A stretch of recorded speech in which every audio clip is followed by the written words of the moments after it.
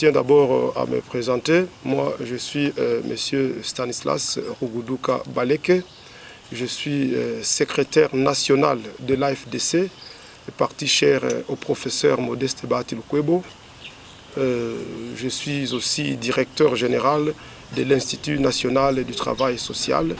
Et sur le plan scientifique, je suis professeur ordinaire assermenté à l'Université pédagogique nationale de Kinshasa. À mes côtés, j'ai Madame Muhindo Espérance, qui est vice-présidente fédérale de l'AFDC, Fédération du Burundi. Et j'ai à ma gauche Monsieur Kifara Kiki, qui est vice-président fédéral de l'AFDC à Sud Kivu et qui assume la responsabilité du maire adjoint de la ville d'Uvira. J'ai reçu des fausses informations qu'il fallait vérifier au sujet de ma personne.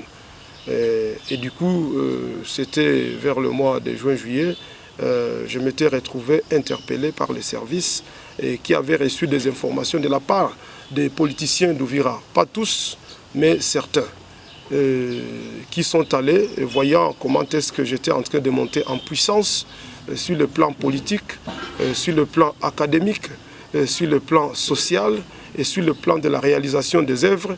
Et du coup, ils ont pris la responsabilité de m'achever de la même façon que des gens avaient fait le complot contre Jésus-Christ. Et ils ont fait le complot contre le professeur Stanislas Ruguduka Baleke. Malheureusement pour eux, et au lieu de me noyer, ça a été une occasion pour moi d'augmenter mon agenda. En effet, les services de renseignement de notre pays m'avaient interpellé. Ils ont procédé par des perquisitions dans mon domicile. Et puis, par la suite, ils ont trouvé que tout était mensonge sur mensonge, mensonge cousu au fil blanc. Et à ce titre, un jour, j'étais là. Ils viendront me dire que vos amis, les politiques d'Uvira, ne sont pas gentils. Un homme comme vous, vous n'êtes pas nombreux dans ce pays. Et du coup, en tout cas, le pays a besoin de vous. Rentrez chez vous, vivez votre vie tranquillement. Et si quelqu'un d'autre vient encore ici pour pouvoir venir raconter des bêtises sur vous, en tout cas, nous allons l'interpeller et il aura du mal à s'en sortir. En effet, vous savez que les services de sécurité conseillent à ce qu'on ne puisse pas revenir sur ce genre de choses. Parce que pour eux, dès que c'est fini, c'est fini. Ce sont des enquêtes. Ils n'ont même pas trouvé nécessaire de nous envoyer au parquet. Même pas. C'est-à-dire qu'il n'y avait même pas un élément pour dire que non, on vous envoie un peu au parquet pour que le parquet puisse vous libérer. Ils n'ont pas trouvé ça. Et du coup, ils ont estimé tout simplement que mon temps a été perdu. Mais ils ont dit que chaque temps perdu, c'est du temps gagné. Parce que de ce point de vue, c'est eux qui checkent les parcours des uns et des autres. Et ils ont estimé que c'était suffisant. Lorsque j'étais de passage ici au mois de mars, avant que les sorciers ne tombent sur moi, mais je les ai exorcisés au nom de Jésus-Christ. J'avais annoncé la politique des inaugurations. Donc j'ai posé des choses. Il y a la politique des poses et des premières pierres, qui est une politique fondée sur le mensonge. Et la politique des inaugurations, qui est une politique fondée sur des actions concrètes. Alors moi, je choisis le deuxième angle. La politique fondée sur les inaugurations. Alors je rappelle que je ne suis pas encore élu député, moi. Je ne suis pas encore ministre. Je ne suis pas encore directeur général d'une grosse entreprise. Je vis avec le peu de moyens que je gagne auprès de l'État par rapport à mes activités. Mais la fois dernière, j'étais venu pour inaugurer le pont que j'ai construit à Luvungi. Maintenant, les gens vont faire le débat s'il s'agissait d'un pont ou d'une passerelle. Moi, ça, on n'a qu'à aller demander aux ingénieurs. Mais moi, je sais qu'en Swahili, et après cela, j'ai commencé le marché de lait de Bouguera. J'ai trouvé inacceptable que, au niveau, les femmes surtout, de Bouguera qui vendent du lait, chaque fois qu'il pleut, elles sont obligées d'aller déranger les gens dans leur maison. Chaque fois qu'il y a du soleil, ils sont obligés d'aller se cacher dans des maisons des gens ou se mettre sous les arbres. Or, moi, je pense que nous ne sommes plus à la civilisation de la pierre taillée, mais nous sommes dans la civilisation moderne. Voilà pourquoi, en tant que leader d'Uvira, j'ai dit, je n'attends pas que je sois élu pour commencer à poser des actions, mais je pose des actions parce que pour faire de la politique, il faut aimer la population. il faut d'abord aimer les gens. Et par rapport à cet amour, j'ai pu construire ce marché de lait de Bouguera sur fonds propres. Je n'ai reçu aucun financement. Et à ce titre, je suis venu pour inaugurer ce marché et le confier officiellement à la population de Bouguera, spécialement aux femmes. Et je tiens à vous dire aussi que j'ai lancé la construction d'un hangar moderne au niveau du marché de Luberizi. Je suis en train de descendre jusqu'à ce que je vais arriver à Uvira. Je vous rappelle que je ne suis pas encore député, je ne suis pas ministre, je ne suis pas responsable d'une grosse machine de l'État, mais plutôt j'ai le bon cœur. Et je crois au Seigneur Jésus qui a dit que c'est lui qui veut qu'on fasse quelque chose pour lui, il faut qu'il le fasse en premier pour les autres. Et voilà pourquoi, au nom de la foi en Jésus-Christ qui m'anime, je suis en train de faire les choses parce qu'on a dit « fais bien et laissez dire ». Et je suis en train de faire le bien. Maintenant, quant à la candidature comme député national, effectivement, au mois de mars, je vais venir déposer ma candidature parce que j'ai choisi le mois de mars, parce que vous savez qu'il y a le 8 mars. Et pour moi, je suis résolument engagé dans la lutte pour la libération totale de la femme congolaise, et spécialement la femme du territoire d'Uvira. Et c'est pour cette raison que le 8 mars, je vais venir avec un cortège important de femmes, et ensemble nous allons défiler, et moi-même je vais pouvoir profiter pour déposer ma candidature en ce jour. Pourquoi je vais déposer ?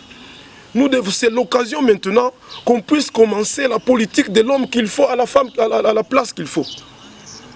Comment on peut continuer tout simplement à élire les gens parce qu'ils ont menti, parce qu'ils ont donné des carottes aux gens, parce qu'ils ont donné des haricots aux gens, parce qu'ils ont donné des tricots aux gens? Il faut qu'Uvira cesse avec cette dynamique-là.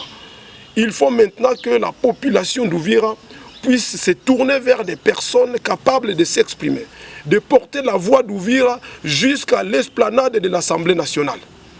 Ici, je vois par exemple Claude Missar, il est seul. Il est seul à se battre, il est au four et au moulin pour défendre Uvira. Alors que nous avons 4 places. Et je vous assure, c'est maintenant l'occasion aussi de rappeler que nous devons nous enrôler massivement pour que nous puissions reprendre les 5 places. L'évêque d'Uvira fait partie de ces bénédictions que Dieu a envoyées non seulement au territoire d'Uvira, mais tous les territoires contenant le diocèse, à savoir Uvira, Fizi, Mwenga, Chabunda et ailleurs. Et effectivement, l'évêque d'Uvira, c'est d'abord un aîné scientifique. Il a été mon collègue à l'Université catholique du Congo, à l'UCC. Pendant que j'ai commencé ma carrière, lui, il était doyen de la faculté de communication sociale et moi, j'étais professeur. Et puis, il a été nommé évêque auxiliaire de Kinshasa. Pendant que nous étions ensemble, il était comme professeur à l'UCC.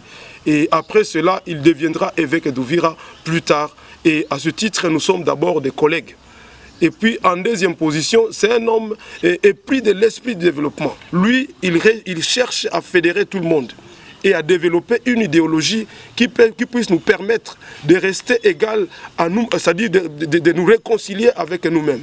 Je voudrais vous dire que la population d'Uvira, à cause de la haine et de la jalousie de certains politiciens, pas tous, de certains, et la population d'Uvira se retrouve comme un peu dans une sorte de schizophrénie. La schizophrénie, c'est quoi? C'est une personne qui a 2 caractères à la fois. À savoir, il est capable de rire et de pleurer au même moment. Alors, et nous ici à Uvira maintenant, l'évêque d'Uvira, c'est cette personne-là qui essaie de tout faire pour que Uvira puisse être une plateforme comme ce fut le cas avant. Et quand j'ai parlé avec lui, il m'a rappelé que Uvira était au même titre que Goma, que Kindu. D'ailleurs, Uvira était en avance sur Goma et sur Kindu parce que c'est la première capitale du Kivu, du Grand Kivu d'avant. Mais aujourd'hui, Uvira est en train de rivaliser avec Luvungi, tout simplement parce qu'il n'y a pas des hommes compétents. Et lui, il est pour la promotion de la compétence. Et voilà pourquoi nous avons été ensemble, mais aussi, il est aussi membre de ma famille. Parce que mon petit frère a épousé sa sœur. Alors donc, c'est une rencontre qui avait plusieurs objectifs sur le plan familial, sur le plan scientifique et sur le plan du développement du territoire d'Uvira. Un dernier message. D'abord, je leur souhaite la bonne année parce que nous sommes en début d'année. Et ça, c'est la première des choses. Et la deuxième des choses, il faut qu'ils puissent s'enrôler massivement dès le mois de février, je pense, on va commencer l'enrôlement. Vous savez qu'à Uvira, nous avons perdu 2 sièges depuis 2006. Et nous sommes partis de 6 sièges à 5 sièges en 2011. Et de 5 sièges à 4 sièges en 2018.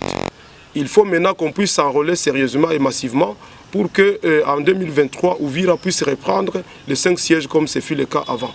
Et ça va permettre à ce que Uvira puisse avoir un nombre important de députés pour qu'ils puissent défendre la cause d'Uvira. Et puis maintenant, concernant l'autre appel que je puisse lancer, je lance un appel aux jeunes d'Uvira. Je demande aux jeunes de s'enrôler dans l'armée, dans nos forces armées de la République démocratique du Congo. Vous savez qu'actuellement, nous sommes en guerre contre le Rwanda qui se cache sous le couvert du M23. Alors, et du coup, souvent nous avons des effectifs insuffisants et le président de la République, son Excellence Félix-Antoine Tshisekedi Tshilombo, a demandé à ce que les jeunes de notre pays puissent s'enrôler dans les FARDC. Et je crois que c'est le moment de pouvoir le faire. Il faut qu'ils puissent s'enrôler dans les FARDC pour défendre notre pays. Bon, mais c'est un peu compliqué. On ne peut pas aussi quitter les Maï-Maï parce que vous savez qu'ils essaient de défendre notre pays. Là où l'armée ne peut pas arriver, ils sont là. Mais en même temps aussi, c'est nécessaire que les autres puissent aller se lancer et se faire recruter là-bas. Et l'autre message que je lance à la population, c'est de leur dire de croire en Dieu et d'avoir le bon cœur. Il faut que la population d'Uvira, Tupendane, et qu'on cesse de nous salir mutuellement sans raison, mais que plutôt on puisse s'aimer et qu'on permette à ce que chacun puisse faire ce qu'il a à faire. Et sinon, moi je tiens à dire que Uvira doit se tourner vers Dieu pour que Dieu nous aide à trouver des responsables qui puissent travailler réellement pour le développement du territoire d'Uvira et non pour leurs intérêts.